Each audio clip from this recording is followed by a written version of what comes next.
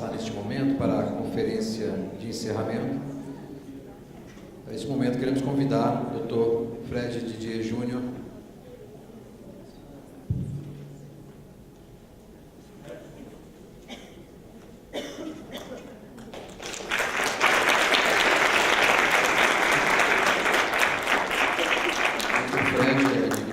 Pela USP, advogado, integrou a comissão de juristas que participou da elaboração do texto do novo Código de Processo Civil. Para esse momento também compondo essa mesa de encerramento, queremos convidar os coordenadores do Congresso, doutora Rita Dias Nolasco, doutor Paulo Mendes de Oliveira,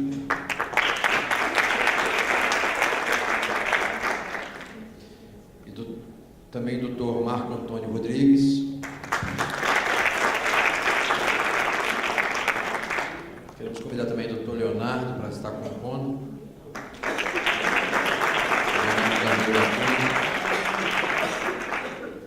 Então, cumprimentar essa mesa ilustre da finalização do nosso congresso, ter o privilégio de contar com os grandes nomes do processo civil brasileiro e da Fazenda Pública em Juízo, Dr. Fred Didier, Dr. Leonardo Carreira da Cunha, grandes amigos que foram meus colegas de doutorado na PUC de São Paulo. Tive a honra de ter esses dois colegas maravilhosos no doutorado da PUC de São Paulo.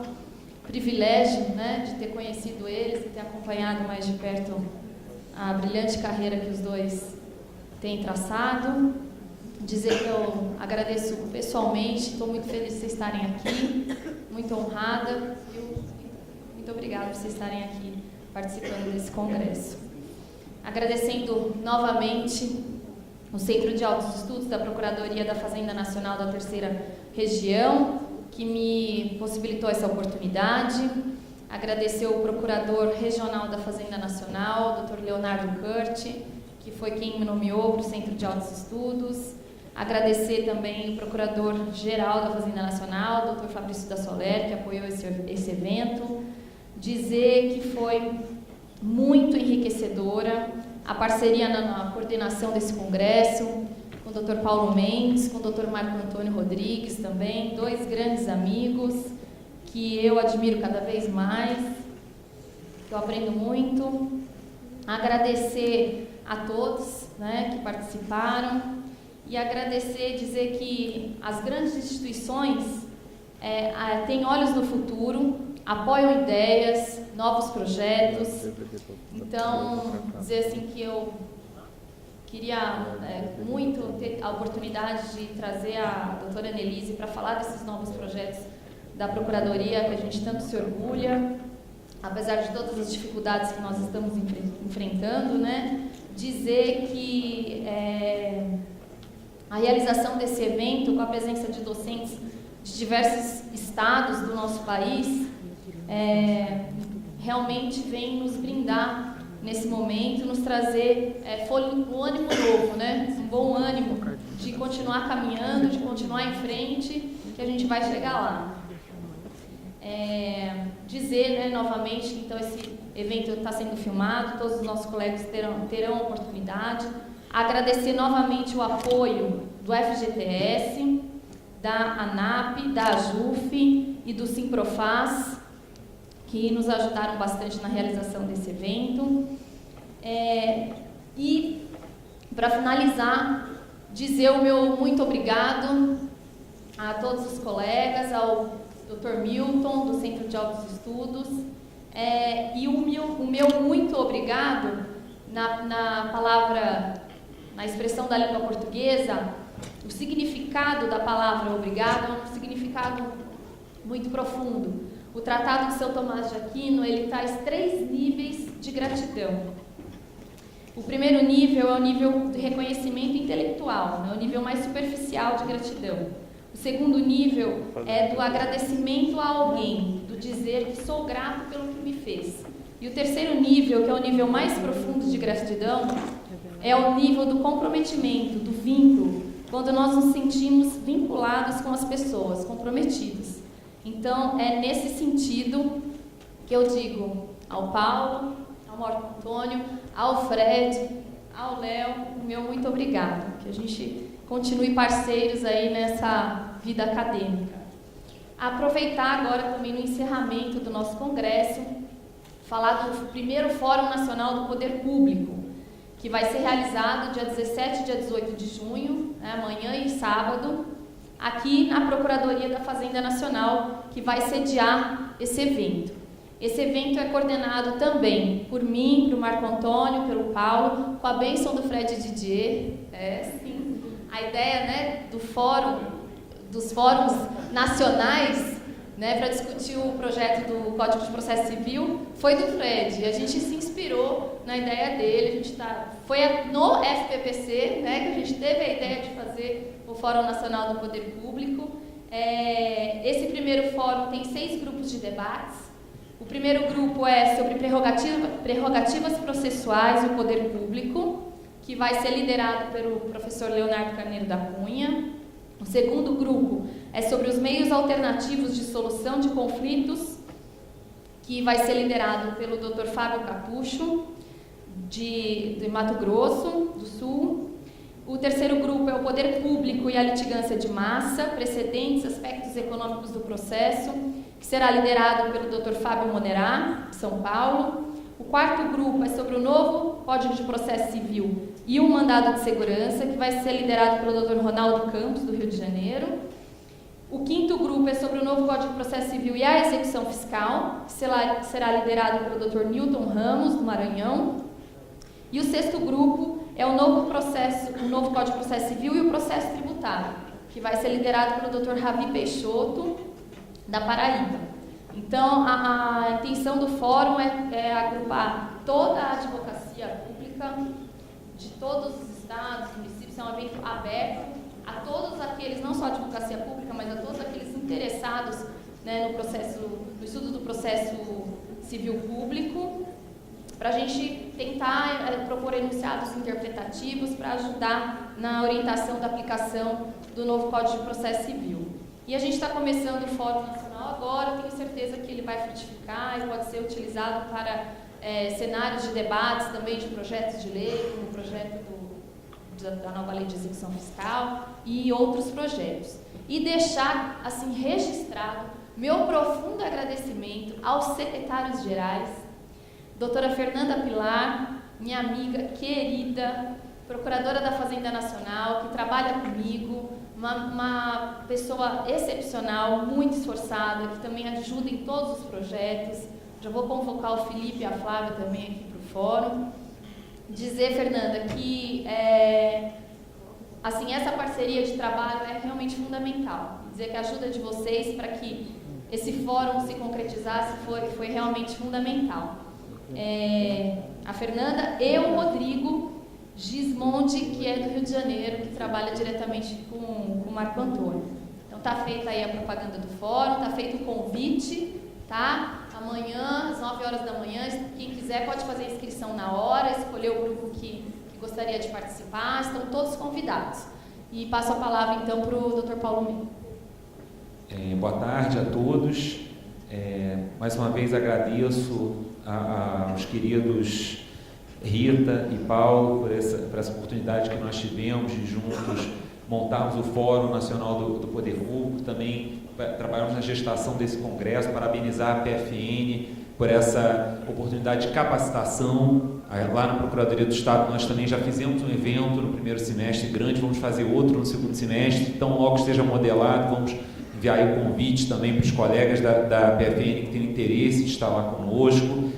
E gostaria só de enfatizar aqui a importância do Fórum Nacional do Poder Público no nosso contexto de advocacia pública, porque os colegas já devem ter visto que nós estamos tendo eventos, inclusive corporativos, como houve no ano passado, no segundo semestre do ano passado, um grande evento da magistratura, que foi um congresso que editou uma série de enunciados, inclusive alguns enunciados altamente criticáveis do ponto de vista do jurisdicionado. Então, o sentimento, quando houve essa ideia a partir aí do nosso padrinho Fred Didier, é realmente que a gente possa, livre de ideologia, que a gente possa sentar aqui durante 2 dias debater temas nevrálgicos relativos à nossa atuação, fazer anunciados que vão ser votados no sábado aqui em plenária, e a partir disso nós vamos fazer a Carta de Brasília, que terá todos os participantes indicados, e que todos possamos, inclusive, oficiar aos tribunais com que trabalhamos para envio dessa Carta de Brasília, realmente que a gente possa fazer a diferença, contribuir com a interpretação do novo Código de Processo Civil pelos tribunais,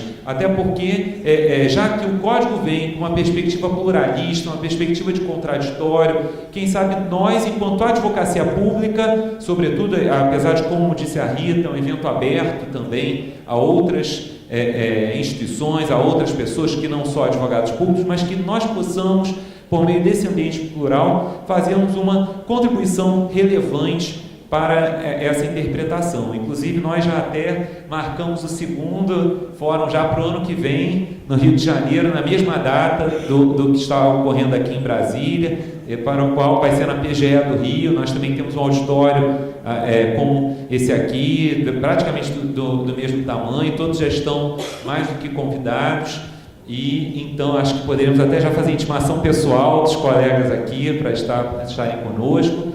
Então, na pessoa do Dr. Rogério, a gente faz a intimação, e então agradeço mais uma vez, e nós contamos com a presença de todos amanhã conosco. Boa noite já a todos. Eu não vou demorar mais de 2 minutos falando, eu só quero fazer alguns registros que eu acho bastante importantes.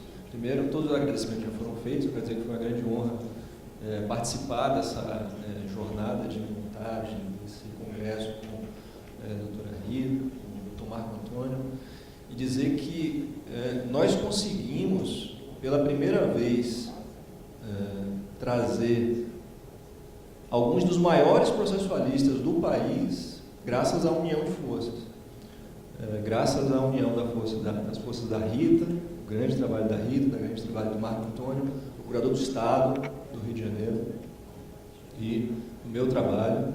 E a gente conseguiu trazer para a nossa casa, a Procuradoria da Fazenda, alguns dos maiores processualistas do país. Acho que é o maior evento em termos de palestrantes notórios que já foi realizado na PGFN. Então eu quero deixar esse registro, porque isso deu muito trabalho. Eu queria agradecer muito aos senhores que estão aqui prestigiando esse evento. Nós vamos transmitir para todo o país. As palestras do professor Leonardo estão sendo gravadas, vão ser transmitidas para mais de 2.000 procuradores. Então eu queria, na AGU também, então eu queria fazer esse registro. Queria agradecer muito aos palestrantes que se fizeram presentes. Nós discutimos aqui temas dos mais importantes que estão em voga hoje na doutrina nacional, que envolvem o poder público. Estamos registrando uma virada de página na concepção da justiça civil no Brasil. Uma virada de página em termos de autonomia privada do processo, em termos de possibilidade da gente negociar regras processuais, uma nova concepção da teoria dos precedentes, que vai mudar toda a conformação do processo. Então, o novo código traz uma nova realidade, e esse evento serviu mais uma vez para nós registrarmos isso aqui com palestras de alta profundidade, como eu disse, os maiores processualistas do país. Eu quero agradecer muito a presença de todos, e não vou me alongar mais, vou passar a palavra para o nosso professor de todos nós, o professor Fred Didier, que dispensa apresentações, mas eu gosto sempre de registrar que é uma honra muito grande, professor Fred, a Procuradoria da Fazenda, tê-lo aqui conosco, agora pela 2ª vez, prestigiando o nosso evento, que demonstra que todos gostamos muito da sua última palestra, aprendemos muito, nos instigou bastante, e vários colegas pediram a gente convidá-lo, e a gente agradece muito a sua sempre disponibilidade para a Procuradoria da Fazenda. Com a palavra, professor Fred. Boa noite a todos, meus caros. Satisfação voltar aqui a esse auditório, menos de 6 meses depois do evento de dezembro, ou 6 meses depois do evento de dezembro. Obrigado pelo convite mais uma vez. Eu que sou, entre entre aspas, intruso, né, nessa discussão toda. Não sou advogado público, sou advogado do outro lado, normalmente a gente advoga contra. E aí vocês me chamam para poder falar, eu me sinto bastante prestigiado e querido por todos. Então, eu vou tentar ajudar todos vocês com algumas reflexões sobre o código. Né? Marco me pediu, colocou como tema da minha exposição, novos paradigmas. Veja que é um guarda-chuva que permite que eu fale sobre absolutamente qualquer coisa. Só que eu montei uma palestra com esse tema. Já montei uma palestra. Assim, eu tenho uma palestra que é um pouco variável, porque depende do tempo que eu tenho. Então, posso fazer uma palestra de 1h30, 50 minutos, 30 minutos. Mas é uma estrutura. E é uma estrutura inspirada de um modo de expor que é muito comum na Itália e que no Brasil, entre os processualistas, vem sendo difundido pelo meu queridíssimo amigo Daniel Mitidiero, mestre de Paulo, que é o de colocar sempre um subtítulo nos seus livros, de uma coisa a alguma coisa. Então, veja que Mitidiero escreveu um livro sobre antecipação e tutela, e ele, antecipação e tutela, da tutela cautelar à técnica antecipatória.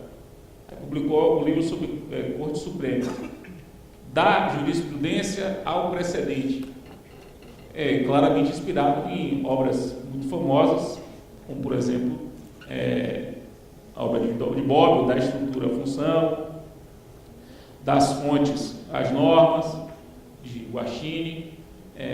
Ele segue essa forma de expor que é interessante. Então, o que eu fiz? Eu fiz um da a com vários itens no código. Então, essas são as diretrizes do código. Você sai de um ponto para ir a outro. Eu vou falar tantas quantas meu tempo der. Tem várias. Então, eu vou ficar listando e vou falando até o tempo acabar. E vou começar com o seguinte da litigância desenfreada à litigância responsável. A transformação da litigância que o código visa implementar.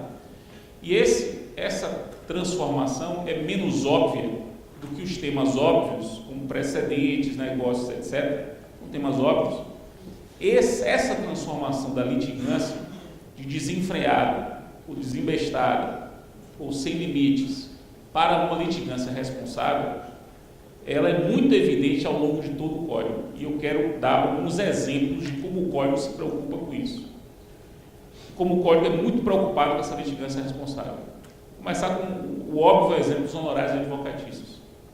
Na semana passada, na retrasada, eu fui procurado por um cliente que estava negociando com a outra parte, para não entrar na justiça, um acordo. Eles estavam na fase de negociação. A outra parte dizia que tinha um crédito de 35 milhões e o meu cliente dizia que devia 5 milhões. E a outra parte dizia que aceitaria 9 milhões para não entrar na justiça. Mas também, se entrasse na justiça, cobraria 35. E usou isso como uma ameaça ao meu cliente, que estava muito assustado, e pediu uma reunião para a gente conversar. E aí, o que você acha? Se eu não pagar 9 milhões, ele vai me pedir 35. E aí, eu disse para ele, como eu vou dizer para vocês, a pessoa que agora, no Código Novo, negocia nesses termos, está negociando com base num software do Código passado. Porque, pensem comigo, se o sujeito pede 35 milhões no Código Novo, ele pede 35 milhões, sendo razoável ganhar 10, ele mesmo está sendo 10, vamos imaginar que ele ganhe 15, vamos imaginar que ele pede 35 e ganhe 15. Se ele pede 35 e ganha 15, ele perde 20. Perdendo 20, ele vai pagar 20% de honorário sobre 20. Então, ele vai pagar 4 milhões de reais de honorários. Ele vai pedir 35, ganhar 15 e pagar 4 milhões de honorários. Já começamos aí com 11, né? Então, ele pediu, já está em 11. Se você levar em consideração que ele vai ter que pagar uns 20% de honorários contratuais ao advogado dele, dos 11 milhões, ele vai ficar com 9 pagando 4. Se você levar em consideração que ele vai ter que pagar 27 mil de imposto de renda, né? Ele vai ganhar 6 líquido e pagar 4, ou seja, vai ganhar 2, ou não, vai ganhar 6, né? Porque eu já fiz o abatimento dos 4, ele vai ganhar 6. É uma briga que não terá valido a pena para ele. Não terá valido a pena para ele. Os honorários advocatícios, tal como colocados no código, fazem com que, necessariamente agora, a demanda seja posta de uma maneira responsável. E o advogado que não percebe isso está colocando o cliente numa situação muito delicada, a ponto de, a depender do cálculo que se fizer, pode ser que o advogado ou o cliente ganhe mais do que o próprio cliente. Pode ser. Quando não houver hipótese em que o cliente peça algo, ganhe e não leve nada. Porque veja que nesse exemplo que eu dei, se ele ganhasse 8 milhões, por exemplo, ele ia ganhar 8 milhões e ia pagar mais do que ganhou. Por exemplo. Então, esse é o primeiro ponto de uma transformação implícita que o código estabelece, e que eu estou percebendo que as pessoas não estão tendo muita preocupação com isso. O segundo ponto, lá no artigo sobre valor da causa, há uma mudança singela, pouca gente tem percebido, não tem palestra sobre isso, né? Tem palestra sobre negócio, precedentes e IRDR, mas sobre o que eu vou dizer agora não tem palestra, que é um dispositivo que diz o seguinte: o valor da causa é o valor do pedido, inclusive nas indenizações por dano moral. Isso é um inciso novo que foi acrescentado no código. Isso não existia no código passado. O que é que se diz? O que é que quer dizer esse dispositivo? Que agora acabou aquela história de se entrar na justiça com condene o réu a me indenizar pelos meus prejuízos morais de acordo com o que Vossa Excelência achar que eu tenho direito. Quer dizer, eu peço em aberto, e curiosamente, né, isso foi estimulado pela jurisprudência, eu peço em aberto, o juiz dá alguma coisa e eu recorro, o que é um absoluto nonsense, né? Porque se eu digo, Vossa Excelência, fixe quanto eu mereço, aí ele fixa e eu recorro, significa que o meu pedido já estava esquisito. E por que se fazia isso? Fazia isso para não ter derrota. Muitos advogados me diziam isso: mas para que eu vou pedir 30 mil? Vai que ele me dá R$1.000. Aí eu tenho derrota. Eu não posso perder. É a lógica da litigância, que você litiga sem poder perder. Isso é uma litigância irresponsável. O código não admite mais isso. Aquele entendimento clássico do STJ tem que ser revisto. Vamos para um terceiro dispositivo. É um dispositivo antigo que o código repetiu, que é aquele segundo o qual, nas ações para discutir a dívida, eu tenho de dizer quanto eu devo. Parágrafo 2º do 330 e do 330, se eu entro com ação para discutir o quanto da dívida, não é para discutir a existência dela, mas o quanto, eu tenho de declinar qual é a parcela de controvérsia, sob pena de inépcia. Isso já existia no Código passado e foi reforçado agora, foi relembrado agora com a previsão expressa que se trata de inépcia, 330, parágrafo 2º. Se você for na prestação de contas, mais um exemplo, ação de prestação de contas, que agora é ação de exigir contas, aquele que quer exigir contas de alguém não pode simplesmente dizer o seguinte: não concordo com nada, preste conta de tudo, de toda a nossa relação. Como muita gente fez no estado do Paraná, que é um caso clássico do estado do Paraná, contra o Banestado, de milhares de correntistas do Banestado perceberam essa via para ganhar dinheiro, que era o seguinte: entrar com a prestação de contas contra o Banestado dizendo que não concordava com nada dos últimos 20 anos da relação entre credor e devedor, cabendo ao banco prestar contas de todos os lançamentos que apareceram nos estrados nos últimos 20 anos, sem dizer qual é o que ele achava que era devido. Não é assim: eu vi aqui um lançamento X que eu não reconheço, preste conta disso. Não, é preste conta genericamente de uma relação de mais de 20 anos. Isso é uma demanda absolutamente irresponsável, inclusive demanda cuja defesa é possível. O Código Novo, veja lá na ação de exigir contas, ele diz: na ação de exigir contas, o autor tem de discriminar na petição judicial especificamente quais são as contas que precisam ser prestadas.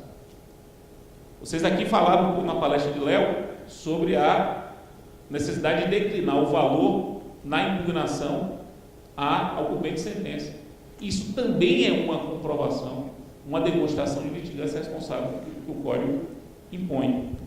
Esses dispositivos todos que eu mencionei são dispositivos expressos, que somados revelam claramente a diretriz do Código de qualificar a litigância. Mas há um dispositivo que não é expresso nesse sentido, mas que bem interpretado vai na mesma linha. E com isso eu encerro essa primeira diretriz. Vocês sabem que o parágrafo 1º do 489, ele traz 6 hipóteses em que não se considera fundamentada a decisão judicial.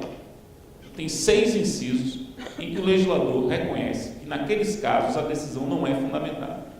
Um deles, o inciso, por exemplo, 5, que é o que diz que não se considera fundamentada a decisão que se funda num precedente, sem demonstrar que o caso é um caso que se subsome ao precedente. Então, se só dizer, com base na súmula tal decido, sem dizer que o caso é um caso que se encaixa na súmula, é uma decisão não motivada. Para dar um exemplo, dentre os 6 que estão lá no parágrafo do 489.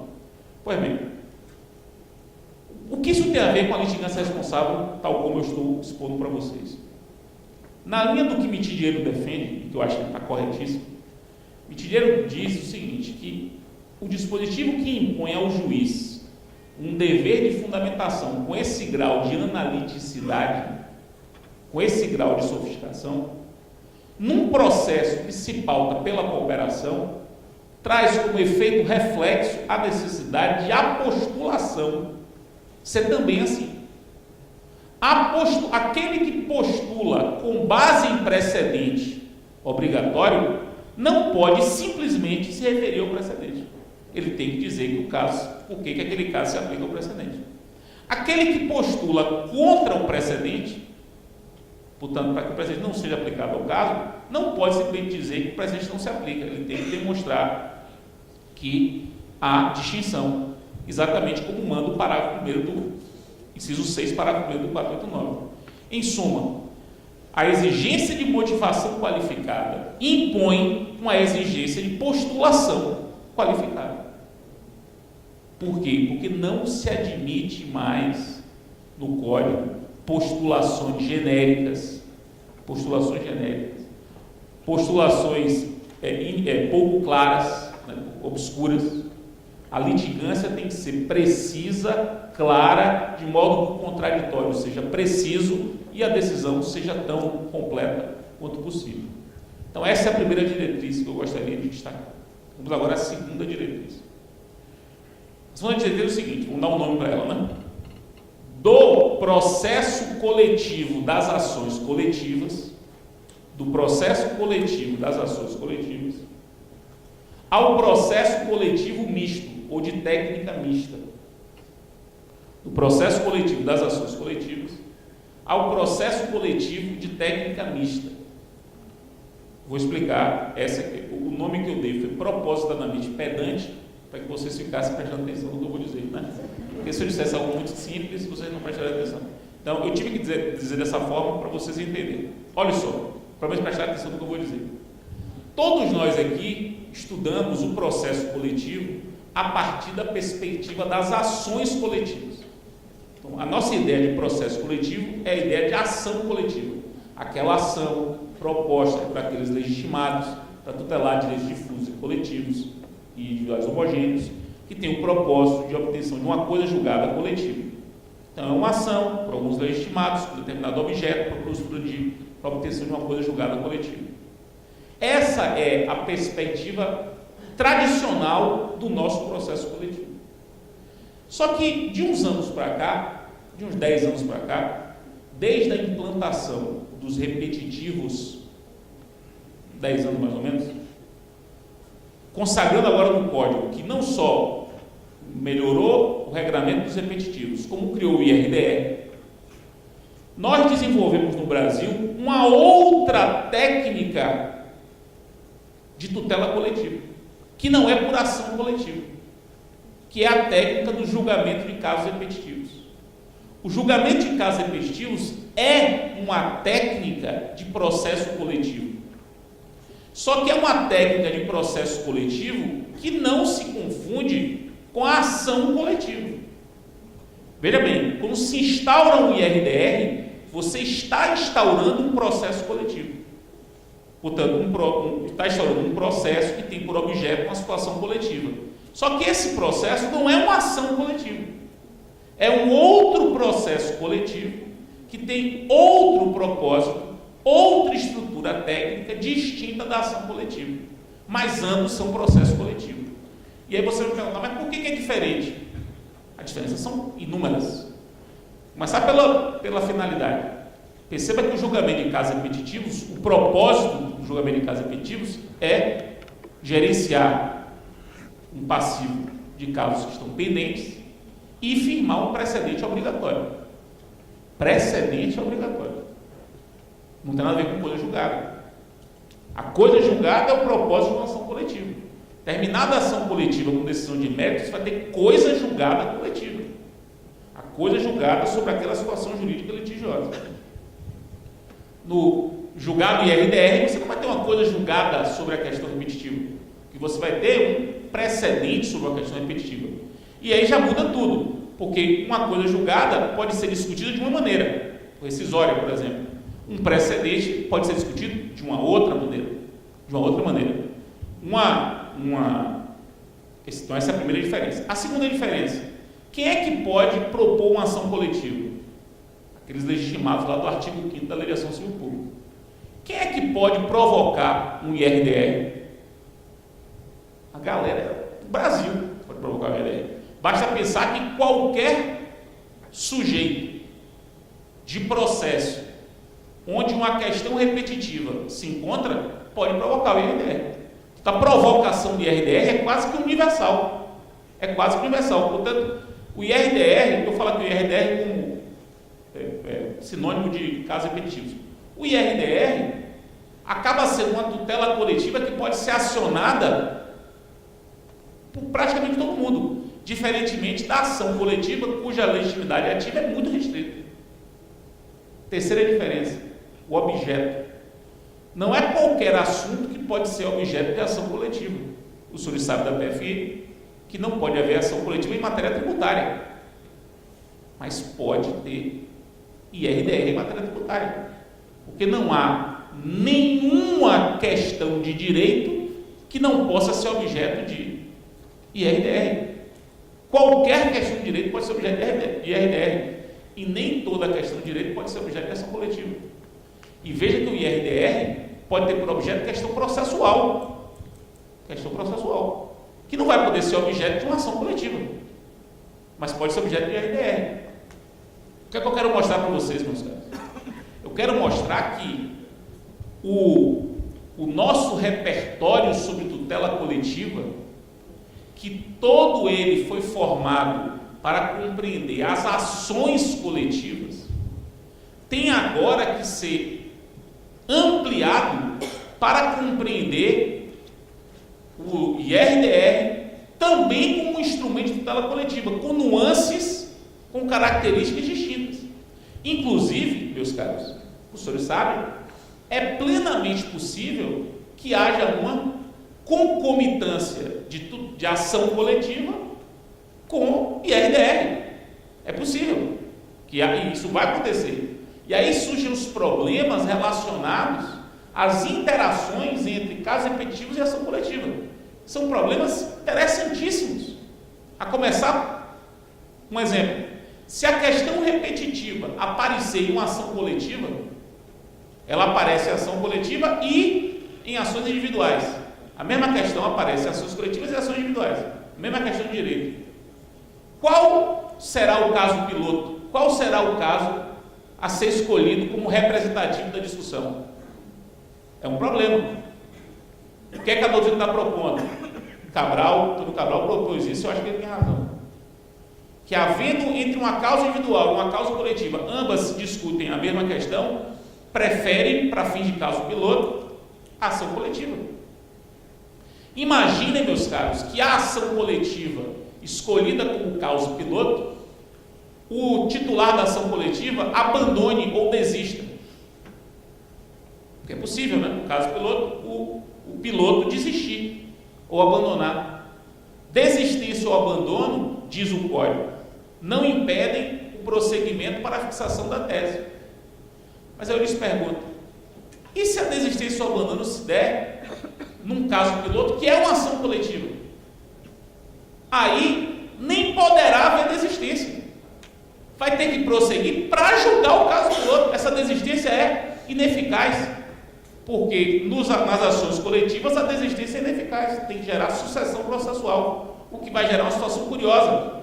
Imagine que uma associação seja o piloto, ela desiste, não, essa desistência é ineficaz, o Ministério Público, que era fiscal da lei, vai ter que assumir a titularidade do caso piloto. Nada disso o código regula.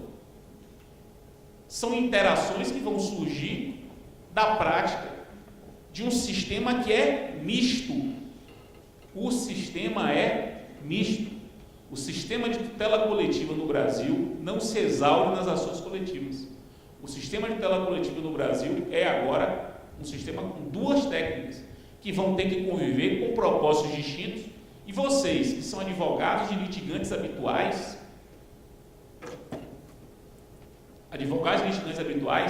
vão ter que pensar estrategicamente o que é mais estratégico, a depender do caso, se valer de um instrumento ou de outro, porque as estratégias do IRDR são umas, porque o propósito ali é gerar um precedente obrigatório.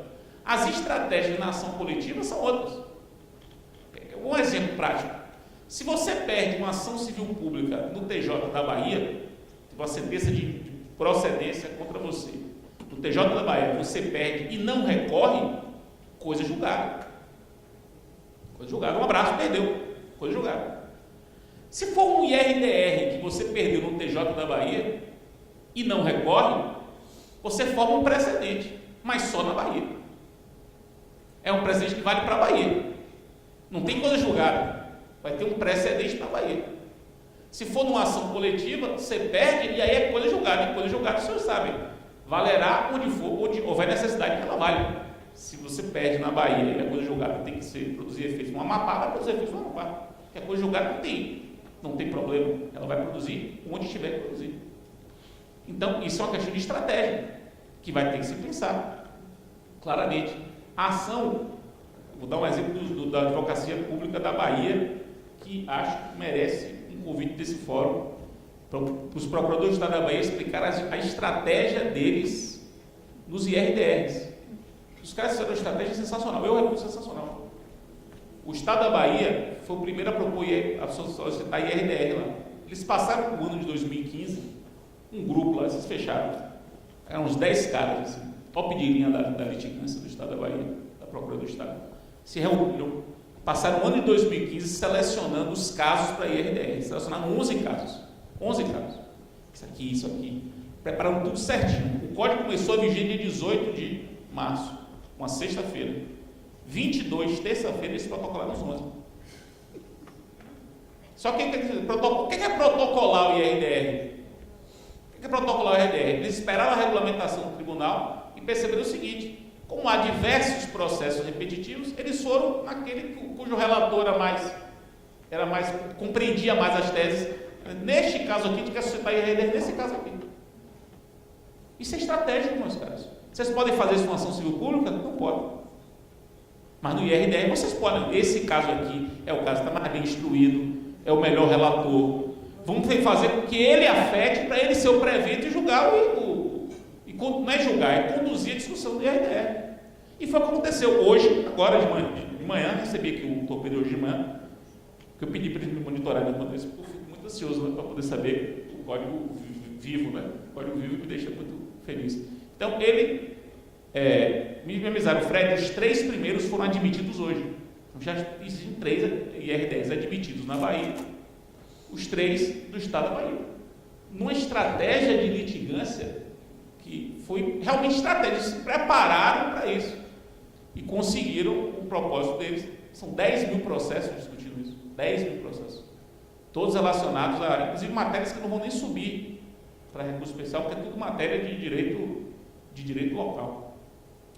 Então, essa é a segunda diretriz que eu gostaria de destacar. É preciso pensar agora um modelo que foi absolutamente aperfeiçoado pelo Código, que é um modelo de processo coletivo misto, em que convivem técnicas de ação coletiva e de julgamento de casos repetitivos. Vamos ao terceiro, como é que está no tempo aí, que eu vou modular minha palestra, como disse você, é uma palestra 20 minutos, adaptável ao meu tempo.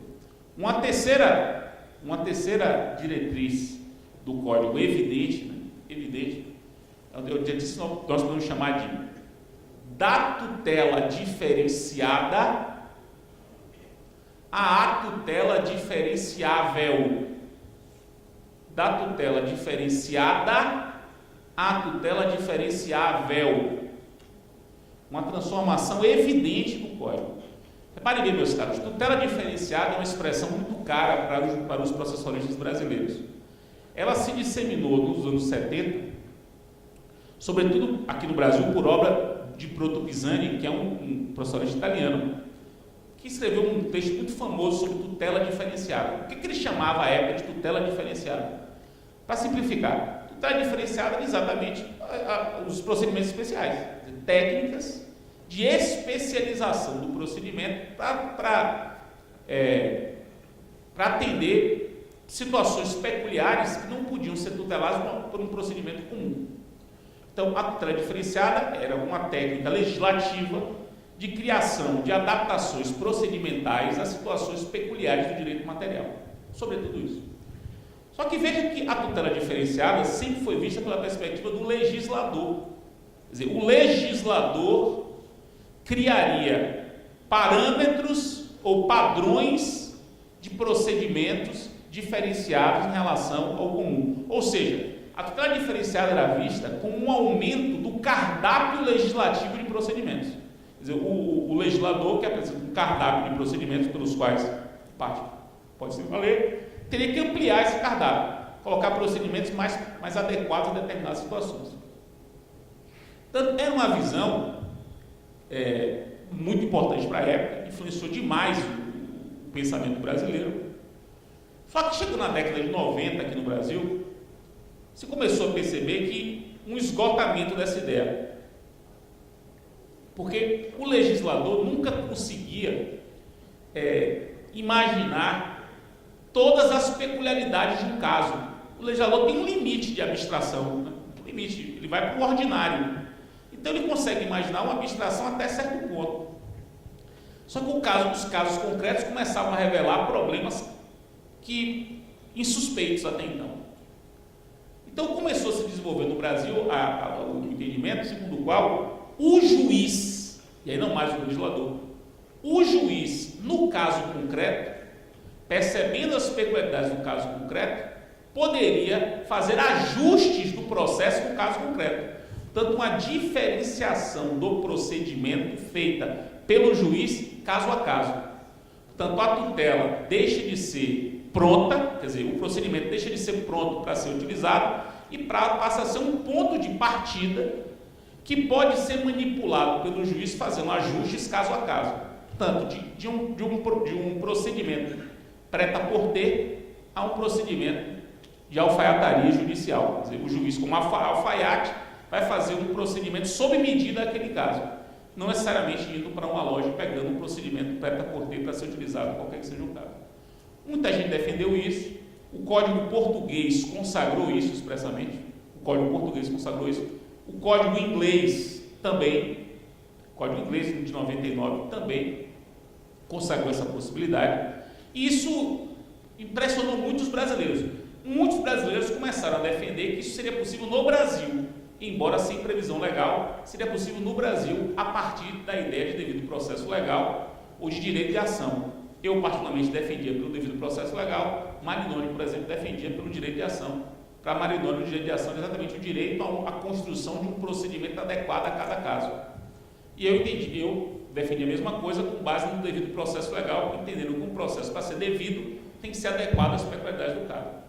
Então, essa foi, assim, o desenvolvimento do tema nos anos 90, aqui no 90 e 2000 aqui no Brasil, com a diferenciação da tutela pelo juiz. Pois bem, nada mais natural do que um código que começou a ser escrito em 2009, no nosso código de hoje, a minuta começou a ser redigida em 2009, fosse influenciada por isso, natural. Na primeira versão do anteprojeto, havia a cópia do Código Português, uma cópia do Código Português, na versão do anteprojeto.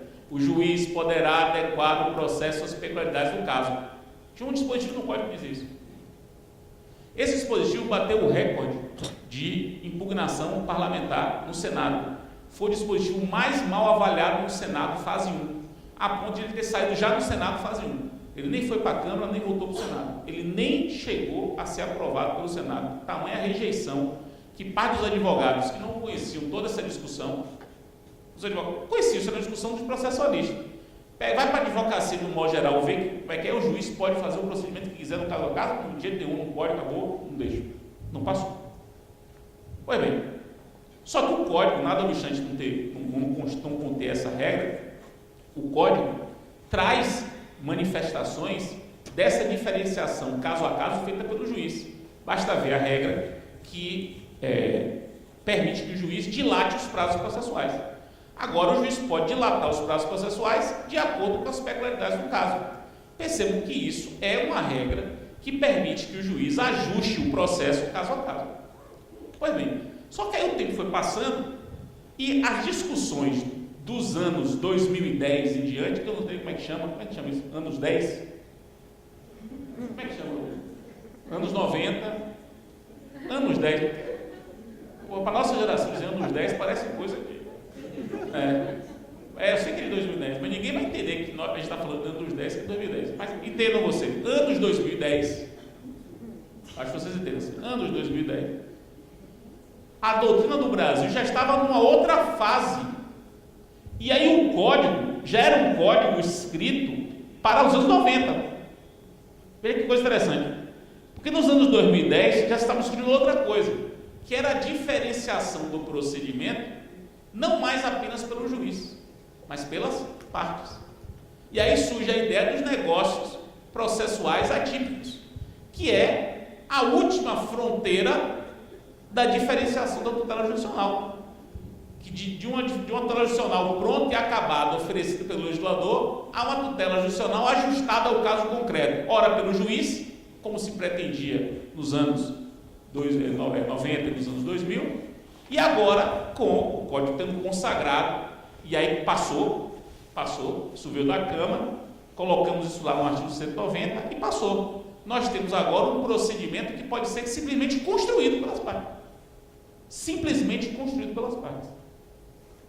Falei sobre isso aqui em dezembro e repito.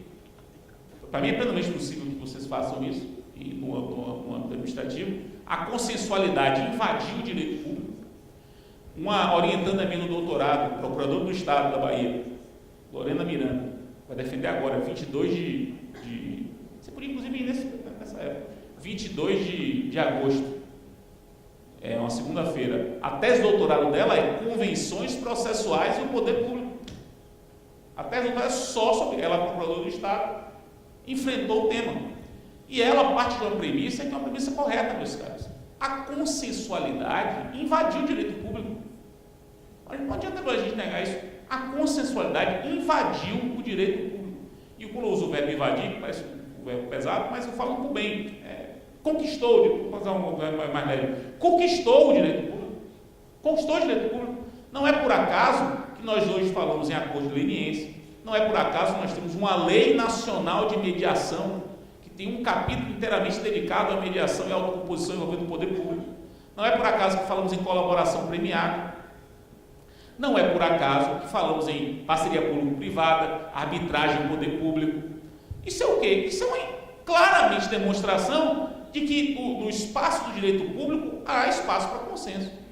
Por que o direito público, do direito penal ao direito administrativo sancionador, do direito penal ao administrativo sancionador, está sendo conquistado pela consensualidade tutelada, uma consensualidade limitada, mas uma consensualidade. O processo que envolve o poder público não vai ter? Não faz o menor sentido. Não faz o menor sentido. Então, por exemplo, um acordo que vocês podem criar um modelo de acordo de parcelamento que tenha cláusulas modulando futura execução fiscal, como, por exemplo, só tem efeito suspensivo o embargo da execução fiscal se tiver pior em dinheiro. Isso pode ser colocado como uma cláusula de acordo. Mas por que não? Ou pior em dinheiro ou fiança bancária, com 30% a mais. E eu estou dando uma sugestão, mas outras tantas podem ser pensadas. Eu quero uma sugestão que pode ser tranquilamente utilizada. Você faz um acordo com o poder público que coloca um bem em garantia. Um bem em garantia, um imóvel. Só que o imóvel é de terceiro. E você pode botar um imóvel de terceiro como garantia. Você pode colocar uma cláusula lá de renúncia à alegação de penhorabilidade por qualquer um. Uma cláusula prévia de renúncia à alegação de penhorabilidade. Isso é plenamente possível. Isso é um negócio processual, meus caros. Que ser feito na celebração do contrato administrativo. Vocês não elaboram contratos administrativos? O contrato administrativo não vai ter. Todo o contrato de locação no Brasil vai ter convenção processual. O contrato administrativo é feito, elaborado pelo maior escritório de advocacia do Brasil, que é a Advocacia Pública da União, não vai poder ter uma convenção processual. Não vai poder ter um foro de eleição. Foro de eleição não é possível, é isso. Eu falava com o meu amigo Salomão, que é professor da Federal da Bahia. Salomão entende, tem um texto que ele defende que toda a competência constitucional é absoluta, inclusive a competência territorial das causas contra a União. Isso que é absoluto, porque é constitucional. Isso, mas Salomão, em lugar nenhum está disso na Constituição, e não faz sentido ser. Aí por quê? Se fosse assim, não cabia convenção de arbitragem da União. Quando a União faz convenção de arbitragem, ela não está abdicando de litigar na Justiça Federal? Ela está abdicando de litigar perante a Justiça Federal, vai litigar perante um árbitro. Isso é inconstitucional? Ela está abrindo mão do 109, inciso 1. Quer dizer, num contrato aqui da PFN, que tem um contrato de locação aqui, não tem foro de eleição nesse contrato de locação? É um contrato que não tem foro de eleição. É o único contrato do Brasil que não tem foro de eleição. Veja que isso não faz sentido, o foro de eleição é um negócio processual. Então veja, o código transformou completamente. Deu uma guinada. Não se deve mais falar em tutela diferenciada no Brasil, só. É tutela diferenciável, como tutela ajustável às peculiaridades do caso, ou pelo juiz, observados certos limites, ou pelas partes, com base no 190, tanto a diferenciação negocial do procedimento.